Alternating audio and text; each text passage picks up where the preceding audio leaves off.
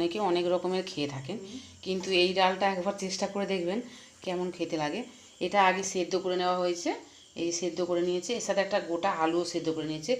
এবার দেখুন এইখানে তেলটা বসানো হয়েছে, গরম তেল, তেলটা গরম হোক তারপরে এতে ফোড়ন দেবে। এই যে তেজপাতা আর লঙ্কাটা দিয়ে দেওয়া হয়েছে প্রথমে, তারপরে পাঁচ ফোড়নটা দিয়ে দিলাম। এই যে পেঁয়াজটা ভাজা হয়ে গেল, তারপরে রসুনটা দিয়ে দেওয়া হলো। এরপরে এর সাথে টমেটোটা দিয়ে যে নাড়া হচ্ছে, দেখুন ওখানে আবার নুন দিয়ে দিলাম। নুনটা দিলে কী হবে, পেঁয়াজটা ভালো করে, পেঁয়াজ রসুনটা ভালো করে মজে যাবে। পেঁয়াজটা একটু ভাজা ভাজা হয়েই গেছে, এবারে এতে মশলা দেওয়ার পালা হয়ে গেলো। একটু হলুদ দিয়ে দিল, এই যে গুঁড়ো লঙ্কা দেবে, এই গুঁড়ো লঙ্কাটাও দিয়ে দিলাম। নুন তো আগেই দিয়ে দিয়েছি।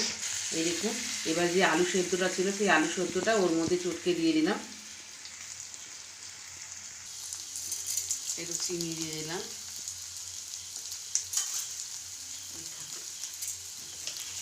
হয়ে গেলে এবার ডালটা দিয়ে দিলাম।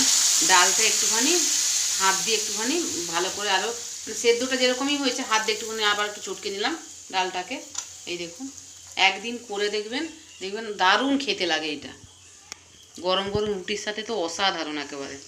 এই যে এই দেখুন পুরো ডালটা একদম তৈরি হয়ে গেছে, আর এর মধ্যে শুধু একটু গরম মশলা দিলেই ব্যাস কমপ্লিট। ব্যাস আমাদের ডাল তৈরি। এরকম ডাল আপনারা লুচি কিংবা রুটির সাথে তো দারুণ লাগবে, একবার ট্রাই করে দেখবেন।